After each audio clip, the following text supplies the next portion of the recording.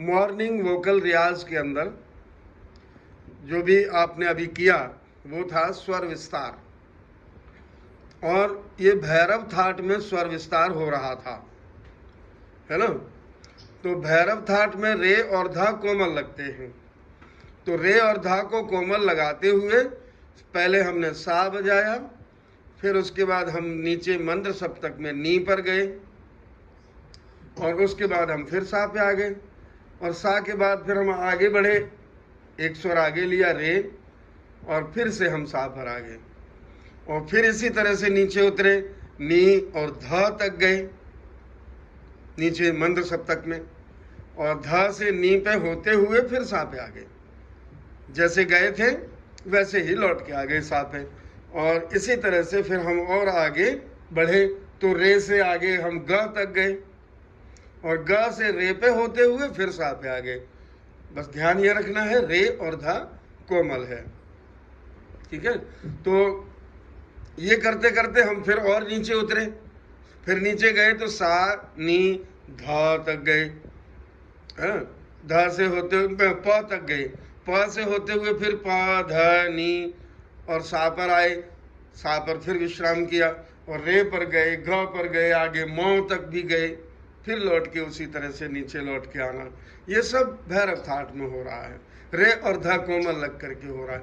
इसी तरह से हम एक एक स्वर को नीचे उतारते जाते हैं और एक एक स्वर को ऊपर बढ़ाते जाते हैं। तो ऐसे बढ़ते बढ़ते नीचे मंद्र सप्तक पूरा हो जाएगा बहुत जल्दी ही, और मध्य सप्तक जैसे जैसे पूरा होगा वैसे वैसे मंद्र सप्तक भी आपका साथ में सज जाएगा। तो यहाँ बैलेंस बन गया, मंद्र और मध्य दोनों सप्तकों का बैलेंस में आपने एक एक स्वर को रियाज किया, बराबर बराबर समय दिया। और रियाज करते समय इस बात का पूरा ध्यान रहे कि एक स्वर पर पूरी लंबी सांस देनी है, चाहे कितना भी टाइम लग जाए, टाइम की चिंता मत करना, हर स्वर को लंबी सांस में साधना है, ठीक है। ये करते, अब देखिए इसमें क्या क्या खास बातें हैं, ये क्यों ईजाद किया मैंने, ये मेरा ही सोच है कि इस तरह से अगर स्वरों को लगाया जाए तो सब तरह से विकास होगा। सबसे पहले मेरे पास एक सवाल आया था किसी स्टूडेंट का, उन्होंने पूछा था मुझसे कि गुरुजी मेरा सा तो बढ़िया लग जाता है, लेकिन रे ग म ध ये सारे स्वर जो हैं बड़े कमजोर रहते हैं, और ऊपर वाले सा तक जाने के लिए तो बहुत ही दिक्कत होती है। इस सवाल के जवाब में मैंने उनको ये कहा था कि हर स्वर की उतनी ही साधना होनी चाहिए जितनी साधना आप सा की कर रहे हैं। सा की साधना जाने अनजाने में बहुत ज़्यादा हो जाती है। हम जब भी हारमोनियम शुरू करते हैं सा लगा के बैठ जाते हैं, सबसे पहला काम सा, तो हमने ज़्यादा से ज़्यादा सा का उच्चारण किया, इसलिए सा हमारा मजबूत है, और बाकी स्वरों का हमने कम उच्चारण किया, सारे ग म प ध नि सा, सा नि ध प म ग रे सा, फिर सा पे आ गए, तो सा तो दो बार हो गया, केवल एक ही अलंकार में सा हमने दो बार बोल लिया, बाकी स्वरों को एक एक बार ही बोला। तो हमेशा हम बाकी स्वरों के साथ जो अन्याय कर रहे थे वो ना करें, सभी स्वरों को उतना ही, हर स्वर को सा मान के चलिए, तो सारे स्वर अच्छे लगने लग जाएंगे। ये जवाब मेरा उनको अच्छा लग गया, और उन्होंने इसी तरह से करने की कोशिश की और बहुत अच्छा करने लग गए, सारे सुर उनके ठीक से लगने लग गए। फिर एक दिन का वाकया, एक बात नहीं है इसमें कई बातें मिली हुई हैं। एक दिन हमारे गुरुजी खुद सा का रियाज गायन करते करते, गाना गाते गाते बोले एक दिन मुझसे कि मुझसे बड़ा दोस्ती से बात करते थे कि अरे यार अवध जी, ये क्या हो गया है कि मैं जब ऊपर वाले सुरों में जाता हूँ तो मेरे सुर ठीक नहीं लगते, मुझे ताकत लगानी पड़ती है, और नीचे वाले सुर में बड़े आसानी से गा लेता हूँ। तो मैंने उनको इसका रीज़न बताया कि आप ज़्यादातर लड़कियों को सिखाते हैं, लड़कियों पे आपका ज़्यादा ध्यान रहता है। तो पहले तो उन्होंने समझा कि मजाक कर रहे हैं, हालांकि वो करते भी थे ऐसा। तो ये वीडियो देखेंगे वो तो उनको बड़ा मज़ा आएगा सुनने में कि उनकी वाली बात बता रहा हूँ। हम दोस्त टाइप में रहते थे, कोई ऐसा नहीं है कि आप वो बुरा नहीं मानेंगे, मैं जो कह रहा हूँ सच है।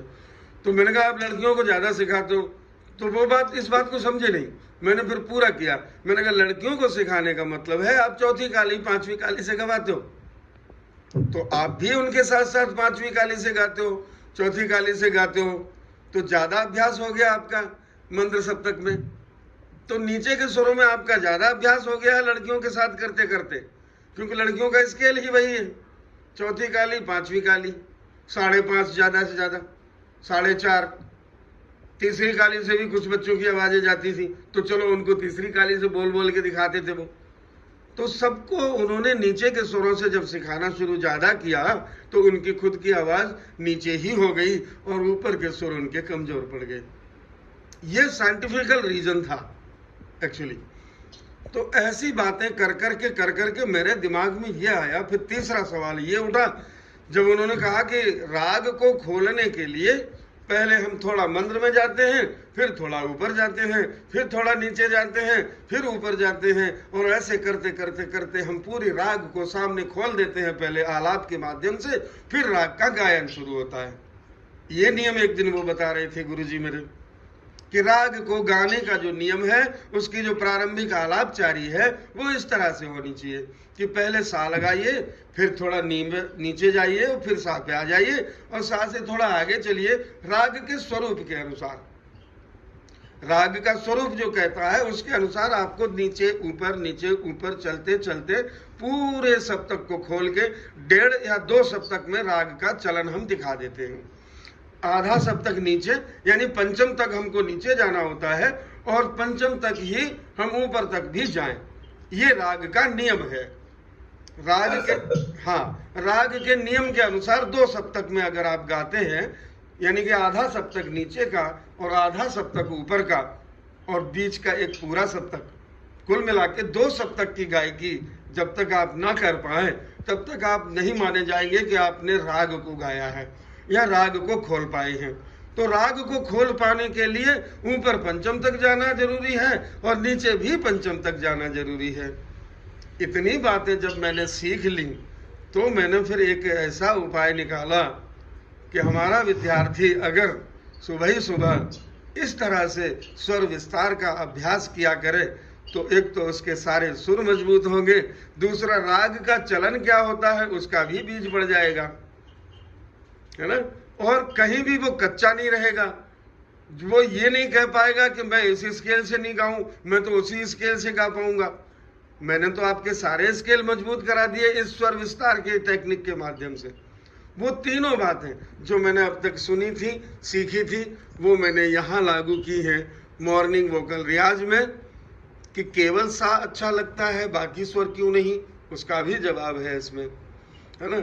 और केवल मैं नीचे के स्वरों में ठीक से गा पाता हूँ पर ऊपर के स्वरों में ठीक से नहीं गा पाता हूँ, उसका भी इसमें सॉल्यूशन है। आपके सारे स्वर इसमें सद रहे हैं, है ना। फिर अब आप चाहे लड़कियों को भी सिखाएं चाहे लड़कों को भी सिखाएं, आपकी आवाज सबके लिए काम की हो जाएगी। नीचे के स्वर भी मजबूत है, चौथी काली से अगर मैं आपको कुछ गा के सुनाऊं तो वो भी गा पाऊं, और पांचवी से या पहली से या तीसरी से या और पंचम से गा दूं, क्योंकि हमने तो सारे स्वरों का अभ्यास किया हुआ है, हमारे अंदर तो सारे स्वर डेवलप हो चुके हैं। इसलिए ये स्वर विस्तार की टेक्निक बहुत काम की है। फिर इसमें एक विरोधाभास हुआ। विरोधाभास ये हुआ कि हमारे ही गुरुजी खुद स्वयं घर पे बैठ के खरज का रियाज करते थे, और उनके पिताजी भी यही कहते थे खरज का रियाज करो, ऊपर वाले सुर अपने आप मजबूत हो जाएंगे। ये एक बात अभी भी फैली हुई है। अभी भी गुरु लोग यही बताते हैं कि खरज का रियाज सुबह ही सुबह नीचे नीचे के स्वरों का रियाज कर लो तो ऊपर के सुर वैसे ही मजबूत हो जाएंगे। यहाँ तक कि गुरु लोग ये कहते हैं कि सुबह के टाइम में ऊपर के सुर तो लगाना ही नहीं चाहिए, उससे तो गला खराब हो जाएगा। ये सब बातें मैंने झुठला दी। इस स्वर विस्तार को करवा के इन सब बातों पे मैंने पानी फेर दिया और सिद्ध करके ये दिखाया कि केवल खरज का रियाज करने से ऊपर के स्वर कमजोर हो जाते हैं, जैसा कि मेरे गुरुजी ने किया था और मैंने उनको करते हुए देखा। तो उनके ऊपर के स्वर आज भी उनको तकलीफ होती है, लगा तो देते हैं और अच्छा भी लगाते हैं, बहुत बढ़िया गाते हैं, नो डाउट, लेकिन ऊपर के स्वरों को गाते समय उनको ताकत महसूस करनी पड़ती है, शक्ति लगानी पड़ती है, तब उनके ऊपर के स्वर ठीक लगते हैं। लग तो ठीक जाते ही हैं, कमी सुर की उनके अंदर है ही नहीं, समझ पूरी है क्योंकि गुरुजी हैं, तो बहुत अच्छा करते हैं। लेकिन ये बात जब मैंने देखी और समझी और प्रैक्टिकली इस बात को महसूस किया, तो मैंने इस स्वर विस्तार नामक की टेक्निक को ईजाद किया और आप सब तक पहुंचाया। और जिसने ये किया है वो बहुत सुख पा रहा है, बहुत ही आनंद उसको आ रहा है, वो ये महसूस कर रहा है कि ये तो जड़ी बूटी मिल गई, ये एक तरह से जड़ी बूटी है। जी, एक इसमें और ऐड करना चाहूंगा सर जी, इसमें समय का आभास नहीं होता, आभास नहीं होता, आनंद में इतने डूब जाते हैं। मैं बेसिकली बताऊं तो कल मैं 1.5 घंटे करता रह गया, मतलब मैं तार पे भी ऑलमोस्ट, यहाँ तो मनसक पे तो 7 तक ही आना था, आगे मैं इधर बढ़ते बढ़ते लास्ट तक टच नहीं कर पाया, मैं पे कोमल से मेरी आवाज और एक बात बताऊं, बड़े कलाकार जो महान कलाकार होते हैं, शास्त्रीय संगीत के दिग्गज, विश्व प्रसिद्ध, उन लोगों की गायकी में खास बात यही होती है कि वो मंद्र से नीचे भी गा लेते हैं और तार से ऊपर भी चले जाते हैं, हारमोनियम क्रॉस कर देते हैं, इसीलिए वो जीनियस है और इसीलिए वो उस स्तर पर बैठे हुए हैं।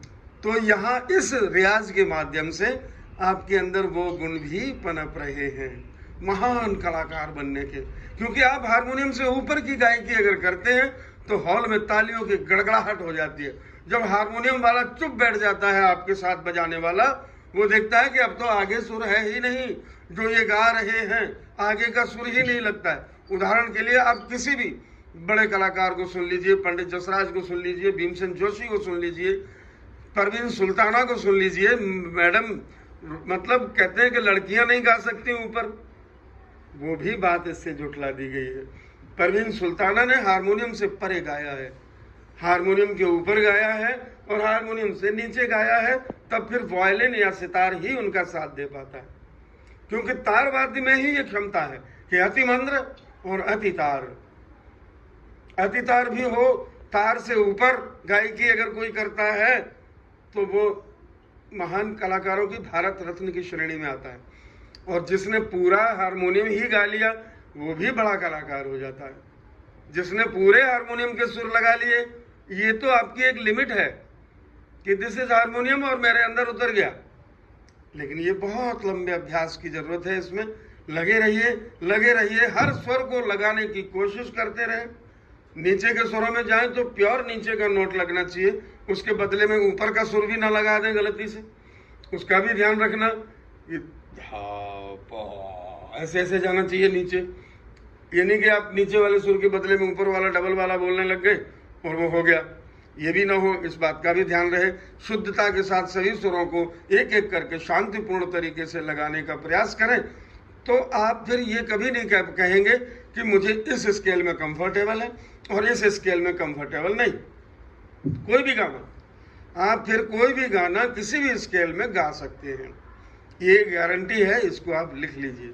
अगर आपने इस तरह से स्वर विस्तार को पूरे मन से और मेहनत से लगाने की कोशिश की तो कोई स्वर आपके लिए बड़ा नहीं है, सारे स्वर आपके साथ होंगे और आप बोल रहे होंगे उन स्वरों को, बल्कि उससे ऊपर भी जाने की कोशिश करेंगे। ठीक है, तो इस बात को ध्यान में रखते हुए आप लोग अच्छे से इस रियाज को करें। जय हो।